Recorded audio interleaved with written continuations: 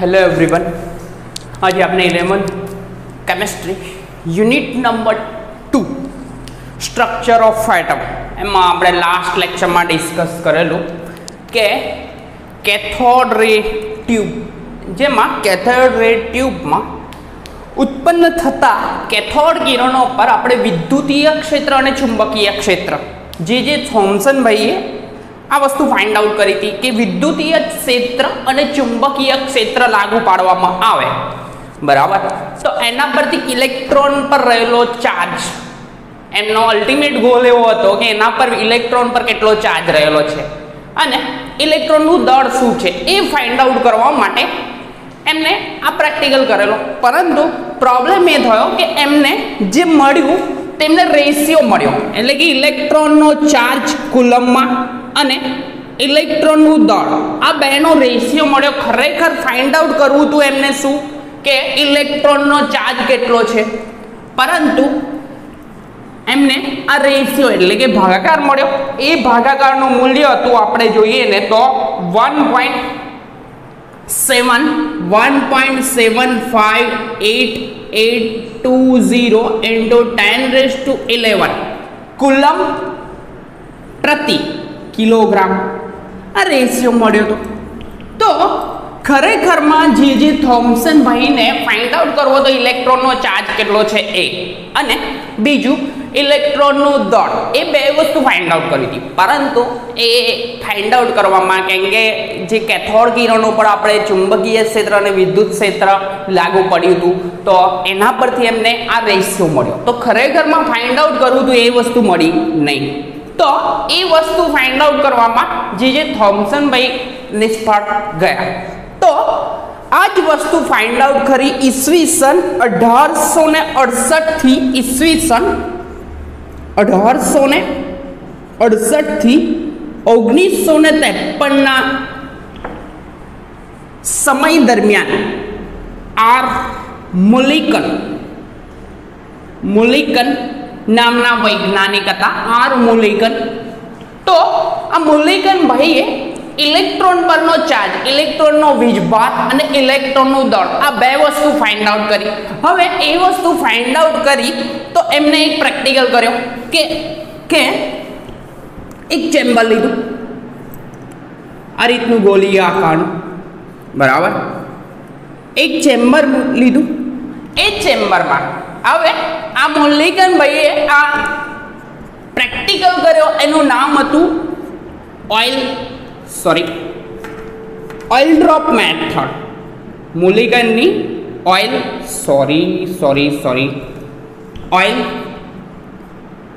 Drop method अथवा तैल बिंदु पद्धति। तो आ तैल बिंदु पद्धति में करीशु एक चेम्बर लीधुं ए चेम्बर में एक साइड एटले के आ कॉर्नर पर एमने अहीं आगळ जे रीते आपणे हेर कटिंग कराववा जोईए ते वखते जे रीतनु स्प्रे हेर में मारे छे वाळ में ते ज रीतनो अहीं आगळ स्प्रे करवा माटे शुं मूक्युं स्प्रे जेनु नाम आप्युं एमने एटोमाइजर। सो एटोमाइजर अहीं आगळ एटोमाइजर मूक्युं अने बे अहींया रोड मूकी आ रीतनी आ रोड मां आ रीतना छिद्र हता अने आ रोड ने जोड़ी सेना साथे ऊंचा वोल्टेज साथे एटले के ऊंचू वोल्टेज आपतुं जे वस्तु हती एना जोड़े एटले के पॉजिटिव पोल अने आ नेगेटिव पोल। तो आ अहींयाथी ज्यारे पण स्प्रे करवामां आवे एटले के स्प्रे करवामां आवे तो ऑयल ड्रॉप एटले के अंदर ड्रॉप जाए। हवे आ ड्रॉप तैल बिंदु जे हता ते आमां आ छिद्रवाળી आ प्लेट मांथी खरेखर में नीचे जवा जोईए। केवा जवा जोईए? नीचे जवा जोईए। परंतु ज्यारे ऊंचू वोल्टेज आपवामां आवे तो आ पॉइंट आ सेंटर में आवीने अटकी जाए। सेंटर में आवीने अटकी जाए ए जोवा माटे अहींया आगळ आ लोकोए टेलिस्कोप मूक्युं। शुं मूक्युं? टेलिस्कोप।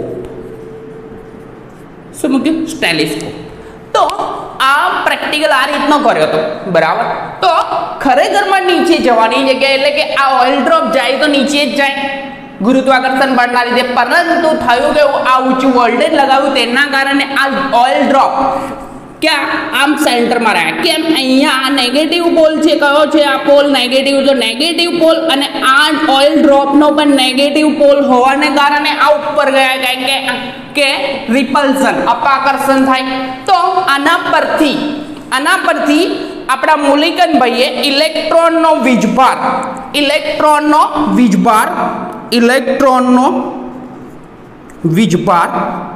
એમને ફાઇન્ડ આઉટ કર્યો.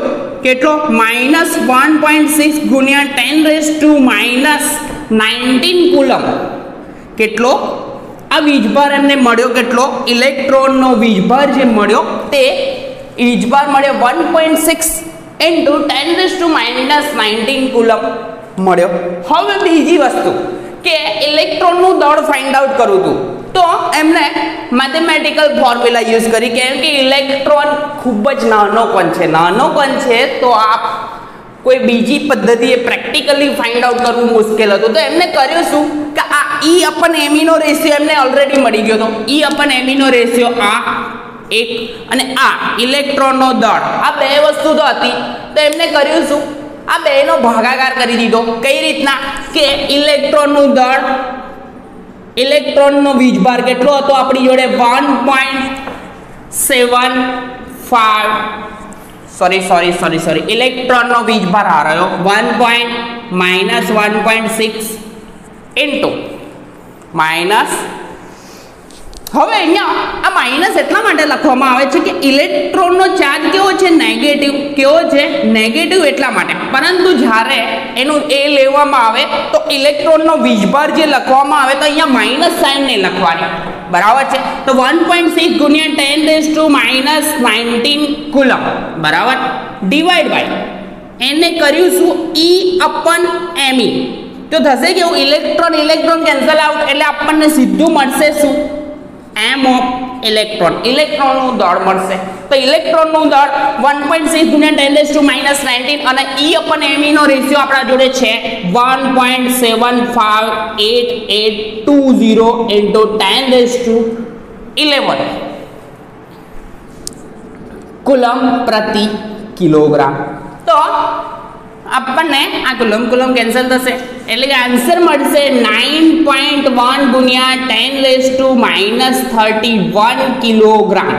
કેમ કે છેદનો છેદ અંશમાં જશે એટલે કે ઇલેક્ટ્રોનનું દળ આપણને m ઓફ E ઇલેક્ટ્રોનનું દળ મળ્યું કેટલું? 9.1 × 10⁻31 કિલોગ્રામ. તો આ વસ્તુ ફાઇન્ડ આઉટ કોને કરી? આપણા મોલિકન ભાઈએ. મોલિકને ઓઇલ ડ્રોપ પદ્ધતિ, મોલિકલની ઓઇલ ડ્રોપ પદ્ધતિથી એટલે કે તેલ બિંદુ પદ્ધતિથી આ વસ્તુ ફાઇન્ડ આઉટ કરી. હવે આ પત્યું આપણી ઓઇલ ડ્રોપ પદ્ધતિથી બે વસ્તુ મળી ગઈ. ઇલેક્ટ્રોનનો વીજભાર -1.6 × 10⁻⁻19 કુલમ અને બીજું ઇલેક્ટ્રોનનું દળ 9.1 × 10⁻31 કિલોગ્રામ. આ બે વસ્તુ મળી. હવે આગળ જોવાનું છે આપણે ડિસ્કવરી ઓફ પ્રોટોન, એટલે કે પ્રોટોનની શોધ કઈ રીતે થઈ. આપણે ઇલેક્ટ્રોનની શોધ થઈ ગઈ કઈ રીતે? જે થોમ્સન ભાઈએ કેથોડ રે ટ્યુબ કાચની નળી લીધી હતી અને એમાં ઊંચું વોલ્ટેજ એટલે કે એમાં ઇનર્ટ વાતાવરણ કર્યું હતું, હિલિયમ, નિયોન કે આર્ગોન જેવા નિષ્ક્રિય વાયુઓ ભરી, બરાબર. તો ઇલેક્ટ્રોનની જેવી શોધ થઈ અને એને જે થોમ્સન ભાઈએ શું કર્યું? પેપર પબ્લિશ કર્યું કે મેં આ શોધ કરી એટલે કે ડિસ્કવરી કરી દીધી છે. તો આ જ ડિસ્કવરી જે હતી એ જ ડિસ્કવરીનો યુઝ કર્યો આપણા E. ગોલ્ડસ્ટેન ભાઈએ. કોની શોધ આપણે લખવાની છે? પ્રોટોનની શોધ. પ્રોટોનની શોધ દેખાય છે પરફેક્ટ. અથવા બીજી રીતે લખું તો discovery of protons.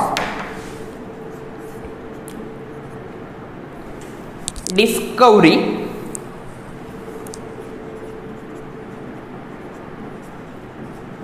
Of proton. તો આ ડિસ્કવરી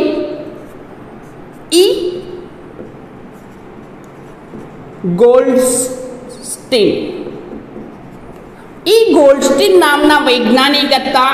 એમને આ ડિસ્કવરી કરી, પ્રોટોનની શોધ કરી. હવે કઈ રીતે કરી તે એમને કર્યું શું કે જે થોમ્સન ભાઈએ જે પ્રેક્ટિકલ કર્યો તો એ સેમ પ્રેક્ટિકલ રિપીટ કર્યો. એટલે એમને શું કર્યું કે જે થોમ્સન ભાઈએ એક કાચની નળી લીધી હતી. શું લીધી હતી? એક કાચની નળી લીધી હતી. તો આ ભાઈ કે મેં પણ કાચની નળી લેલું, બરાબર. પછી એક કાચની નળીમાં અહીંયા આગળ શું કર્યું હતું? એક પંપ મૂક્યો. પંપ દ્વારા આમાં શું કર્યું? શૂન્ય અવકાશ કર્યું. તો અહીંયા પણ એમને આ ભાઈએ પણ પંપ મૂકી અને શૂન્ય અવકાશ કર્યો, બરાબર. હવે પ્રોબ્લેમ એ થયો કે એમને જે મૂક્યા હતા ઇલેક્ટ્રોન એટલે કે વિદ્યુત ધ્રુવ, એવી જ રીતે એમને કર્યું ગોલ્ડસ્ટીન ભાઈએ કે એક સાઈડે એક ઇલેક્ટ્રોન મૂક્યો આ સાઈડે. એ મૂક્યો એલ્યુમિનિયમનો, કેમ કે એમને ઇઝીલી એલ્યુમિનિયમ મળી ગયું હતું.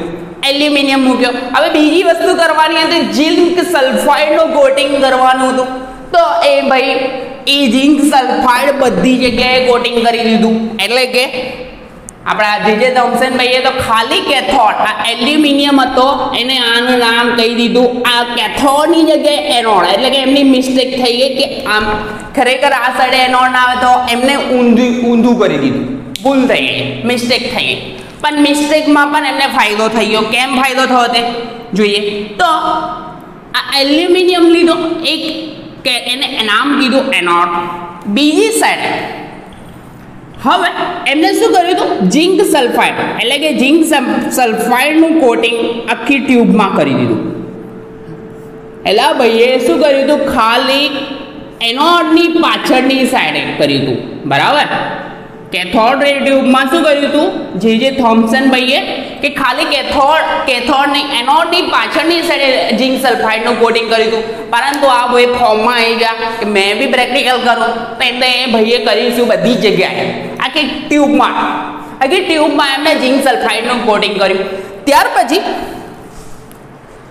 આપણા જે થોમ્સન ભાઈએ એક ઇલેક્ટ્રોન લીધો તો એ છિદ્રવાળો લીધો તો, એને એનોડને છિદ્રવાળો લીધો તો. પરંતુ આ ભાઈએ શું કર્યું કે એમને ઇઝીલી અવેલેબલ હતો એટલે કે લોખંડ હતો, આયનનો છિદ્રવાળો આ સાઈડે મૂક્યો ઇલેક્ટ્રોન. એમને ભૂલથી આયનના છિદ્રવાળો એટલે કે Fe આયન, તો લોખંડના છિદ્રવાળો એનોડ મૂકી આ બીજો ઇલેક્ટ્રોન મૂક્યો. કયો મૂક્યો ઇલેક્ટ્રોન? બીજો ઇલેક્ટ્રોન મૂક્યો. તો આ બીજો ઇલેક્ટ્રોન મૂક્યો અને આ બંને ઇલેક્ટ્રોન ને આ રીતે ઊંચા વોલ્ટેજ સાથે જોડ્યું. ઊંચા વોલ્ટેજ સાથે એટલે કઈ રીતના તે કહી દઉં.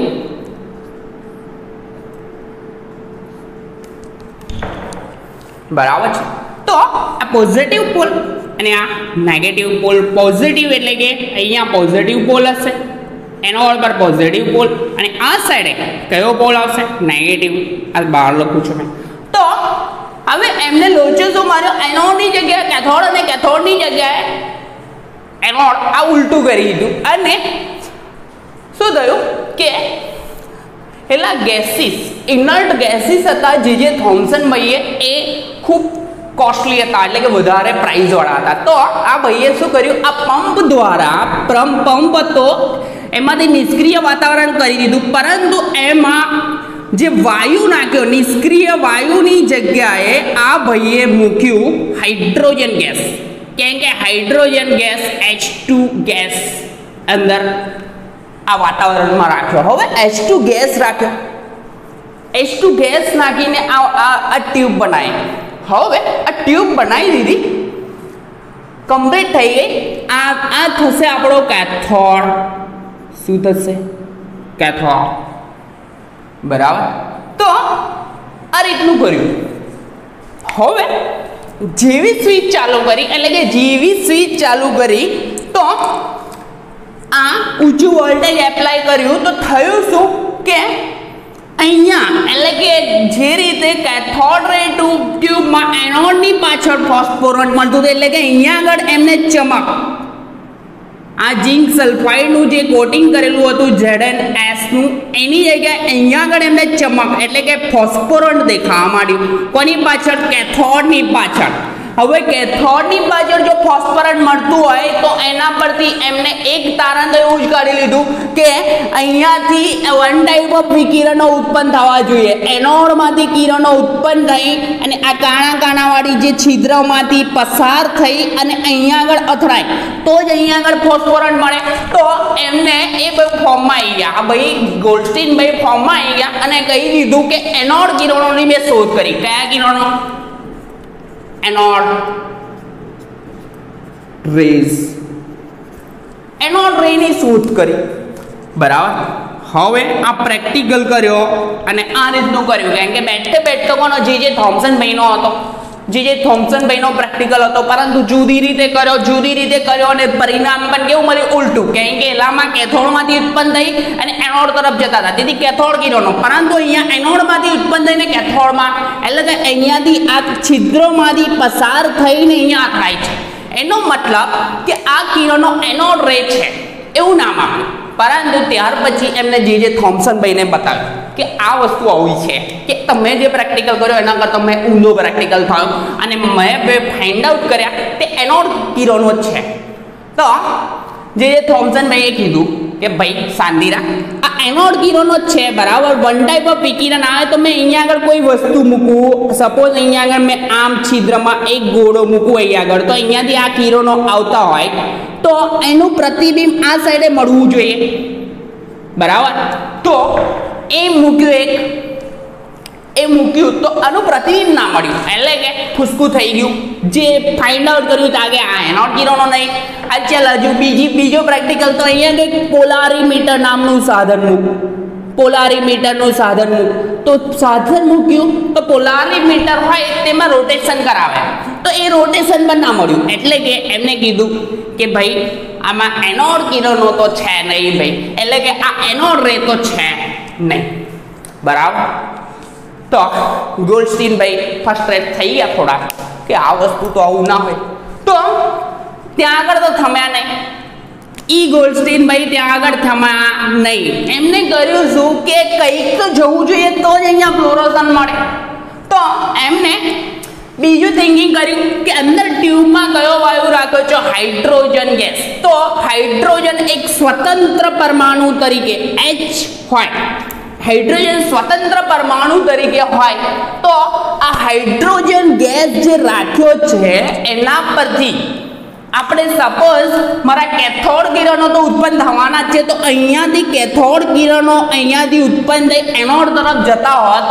બરાબર તો આ હાઇડ્રોજન ગેસ પર આ વિકિરણ આપાત થવાથી હવે હાઇડ્રોજન બે વસ્તુ ધરાવે કોણ હાઇડ્રોજન બે એક પ્રોટોન અને એક ઇલેક્ટ્રોન બરાબર તો જેવું આ વિકિરણ આપાત થાય તો તેમાંથી બે વસ્તુ છૂટી પડે એક H+ અને એક છૂટો પડશે ઇલેક્ટ્રોન તો એક H+ અને એક ઇલેક્ટ્રોન છૂટો પડે એટલે કે હાઇડ્રોજન પર આ વિકિરણ આપાત થાય તો એક H+ અને એક ઇલેક્ટ્રોન આ બે વસ્તુ છૂટી પડતી હોય તો એક જ સેકન્ડ પરફેક્ટ દેખાય છે એક H+ અને એક ઇલેક્ટ્રોન છૂટો પડતો હોય તો થાય શું કે એક H+ અને એક ઇલેક્ટ્રોન હવે H+ પર ચાર્જ કયો પોઝિટિવ અને ઇલેક્ટ્રોન પર નેગેટિવ તો આ ઇલેક્ટ્રોન તો આ કેથોડ પર કયો ચાર્જ છે નેગેટિવ તો અહીંયા જઈને કેથોડ કિરણ તરીકે અહીંયા સમય કેથોડ આ એનોડ પર કયો ચાર્જ છે પોઝિટિવ તો અહીંયા આગળ જઈને સમય જવાનો પરંતુ આ જે છે H+ એ H+ નો ચાર્જ કયો પોઝિટિવ અને પોઝિટિવ વચ્ચે શું થાય અપાકર્ષણ તો આ H+ તો આમ જવાનો નથી તેથી આ ભાઈ આ વિકિરણો ખરેખરમાં ક્યાં જવા જોઈએ H+ ના વિકિરણો આ બાજુ કોના તરફ આ નેગેટિવ પોલ ધરાવતા કેથોડ તરફ આવે નેગેટિવ પોલ ધરાવતા કેથોડ પર આવે, બરાબર.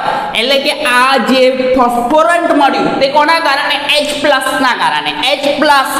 H+ હોય એટલે કે ઇલેક્ટ્રોન મુક્ત કરે તો 1 પ્રોટોન ધરાવે. H+ એટલે કે એને કહેવાય પ્રોટોન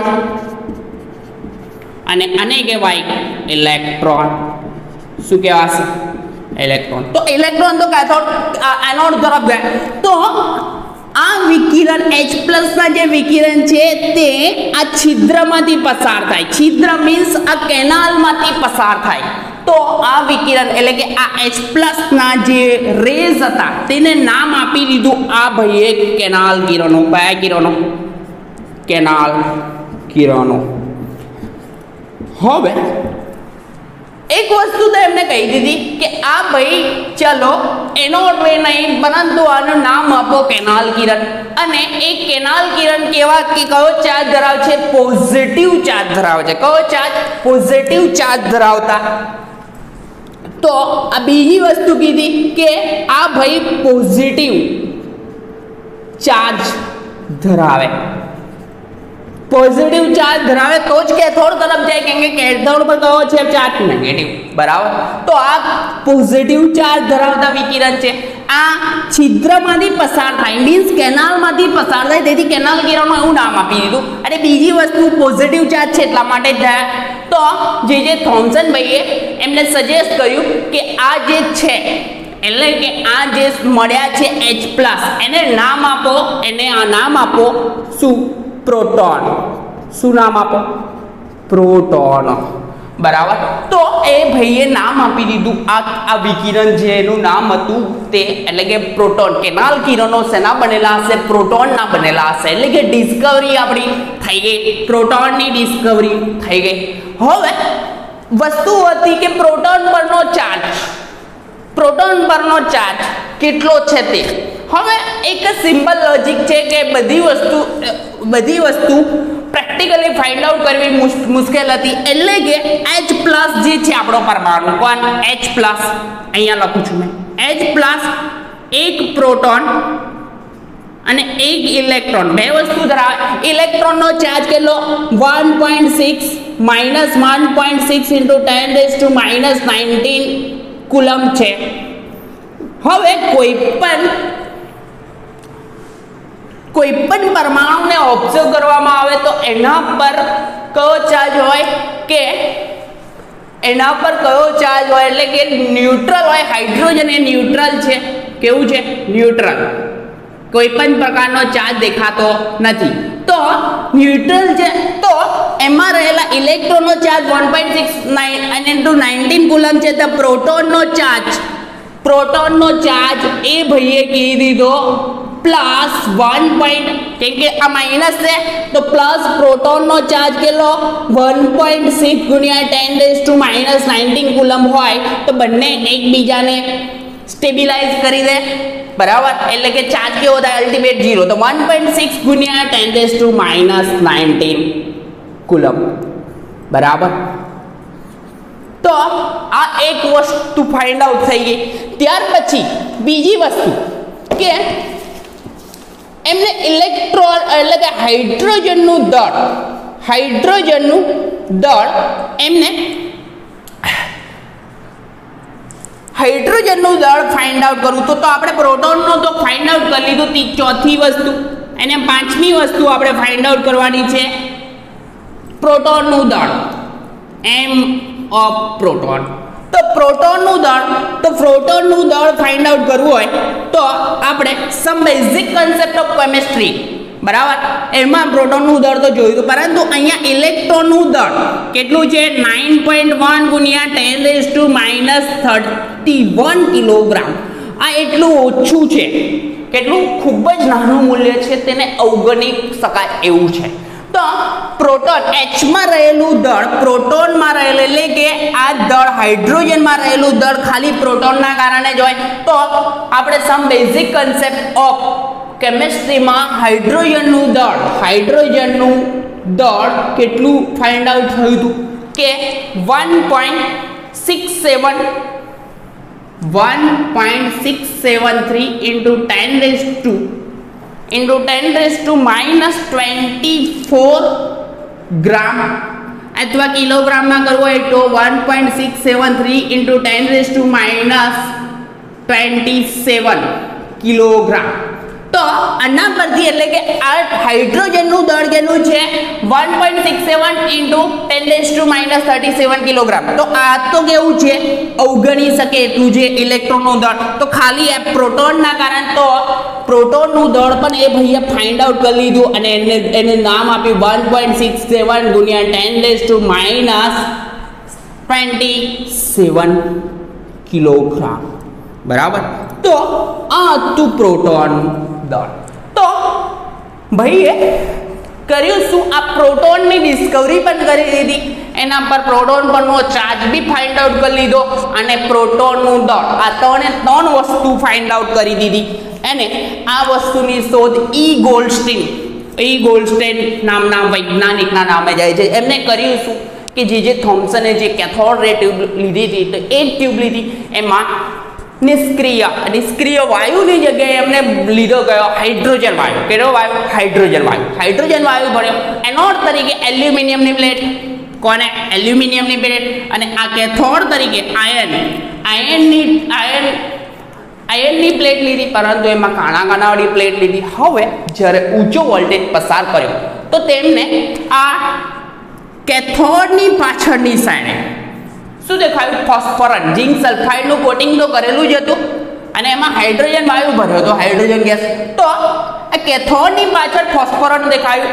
ફોસ્ફરસ એટલે કે ચમક દેખાય. એના પરથી એમને કન્ક્લુડ કર્યું કે એનોડમાંથી કેથોડ તરફ વન ટાઈપ ઓફ વિકિરણ જાય છે. બરાબર. તો વિકિરણ જાય છે પરંતુ એને નામ અપાય એનોડ રે.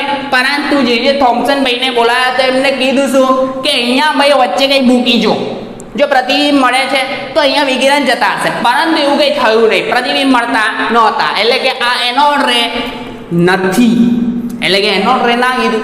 ઓકે, વાંધો નહીં. તો એ ભાઈએ કર્યું શું? પછી થિંકિંગ કર્યું કે મેં તો અંદર હાઇડ્રોજન વાયુ નાખ્યો છે, તો હાઇડ્રોજન વાયુ નાખ્યો છે તો H સ્વતંત્ર હાઇડ્રોજન પરમાણુ તરીકે લઉં તો H. તો એના પર જ્યારે કેથોડમાંથી ઉત્પન્ન થતા વિકિરણો અથડાય તો હાઇડ્રોજનનું બે પાર્ટ બને, એક H+ અને ઇલેક્ટ્રોન. તો ઇલેક્ટ્રોન તો અહીંયા એનોડના પોઝિટિવ ચાર્જ જોડે જતા રહેવાના, પરંતુ આ H+ અહીંયા જાય નહીં. કેમ? આનો પ્લસ ચાર્જ અને પ્રોટોનનો પણ પ્લસ ચાર્જ. તો થશે કેવું? આ H+ આમ જાય અને આ H+ જાય તો આ હોલ એટલે કે આ એફીના કેનાલમાંથી પસાર થઈને અહીંયા અથડાય છે, એટલા માટે ફોસ્ફરસ ઉત્પન્ન થાય. તો આ કેનાલમાંથી પસાર થતા કિરણોને કેનાલ કિરણો કીધા. અને જે કેનાલ કિરણો જે છે તે કેથોડ કિરણો કરતાં તદ્દન વિરુદ્ધ પ્રકારનો સ્વભાવ ધરાવતા છે. બુકમાં વર્ડિંગ કેવું છે? વિરુદ્ધ પ્રકારનો. એટલે કે કેથોડ કિરણો નેગેટિવ ચાર્જ ધરાવતો તો આ ભાઈ પોઝિટિવ ચાર્જ ધરાવે છે. એલા ભાઈ ઇલેક્ટ્રોનના બન્યા હતા, આ ભાઈ શેના બન્યા? પ્રોટોનના બન્યા. બરાબર. અને પ્રોટોન પરનો ચાર્જ કેટલો? ઇલેક્ટ્રોન પરનો ચાર્જ કેટલો? તો -1.6 ગુણ્યા 10⁻⁻19 કુલમ. તો તદ્દન વિરુદ્ધ પ્રકારનો ચાર્જ. પ્રોટોનનો ચાર્જ +1.6 ગુણ્યા 10⁻19 કુલમ. અને m ઓફ પ્રોટોન પ્રોટોનનું દળ કેટલું? 1.6 ગુણ્યા 10⁻27. કેમ કે હાઇડ્રોજનનું દળ સમ બેઝિક કન્સેપ્ટ ઓફ કેમિસ્ટ્રીમાં આપણે જોયું હતું કે આટલું છે 1.67 ગુણ્યા 10⁻24 ગ્રામ અથવા 27 કિલોગ્રામ. બરાબર. તો એમાં ટોટલ પરમાણુમાં પ્રોટોન અને ઇલેક્ટ્રોન બે ભાઈઓ હોય તો કેમ કે ન્યુટ્રોન તો ધરાવતો નહીં, તો આ 9.1 × 10⁻19 આ શું અવગણી શકાય એવું છે. તો એના પરથી કહી દીધું આ અવગણી શકીએ, આ કાઢીએ તો હાઇડ્રોજનનું દળ ખાલી કોના કારણે હોય? પ્રોટોનના કારણે. પ્રોટોનના કારણે એટલે કે પ્રોટોનનું દળ કેટલું? 1.61 × 10⁻27 કિલોગ્રામ. બરાબર. તો આ થઈ ડિસ્કવરી ઓફ પ્રોટોન. બરાબર. ત્યાર પછી આપણે આગળના લેક્ચરમાં જોઈશું ડિસ્કવરી ઓફ ન્યુટ્રોન. ન્યુટ્રોનની શોધ કોને કરી? ચેડવિક ભાઈએ કરી. પરંતુ એ ડિસ્કવરી એકદમ સિમ્પલ છે, પરંતુ મસ્ત સરસ છે. પણ નેક્સ્ટ લેક્ચરમાં આપણે જોઈશું ડિસ્કવરી ઓફ ન્યુટ્રોન. બરાબર. તો આપણે નેક્સ્ટ લેક્ચરમાં આપણે કન્ટિન્યુ કરીશું ડિસ્કવરી ઓફ ન્યૂટન. આ એકદમ ઇઝી ટોપિક છે, બરાબર, બુકમાં રેફર કરી લેજો. અને આ કેનાલ કિરણો કહેવાય કેમ કે આ કેનાલમાંથી પસાર થતા હતા કોના? પ્રોટોનના કિરણો અને ફોસ્ફોરસ ઉત્પન્ન કરતા. આ ચાર્જ કયો છે? પોઝિટિવ ચાર્જ ધરાવતા કિરણો. અને એ પોઝિટિવ ચાર્જ ધરાવતો એનું નામ આપ્યું આપણા ભાઈએ ગોલ્ડસ્ટાઈને નામ આપ્યું પ્રોટોન. અને પ્રોટોનનો ચાર્જ 1.6 × 10⁻⁹ કુલમ. અને એમ ઓફ પ્રોટોન એટલે કે પ્રોટોનનું દળ 1.67 × 10⁻27 કિલોગ્રામ, અથવા ગ્રામમાં લખવું હોય તો 10⁻24 ગ્રામ, 1.67 આટલું થશે, બરાબર છે.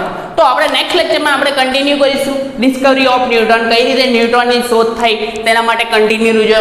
નેક્સ્ટ લેક્ચરમાં આપણે મળ્યા.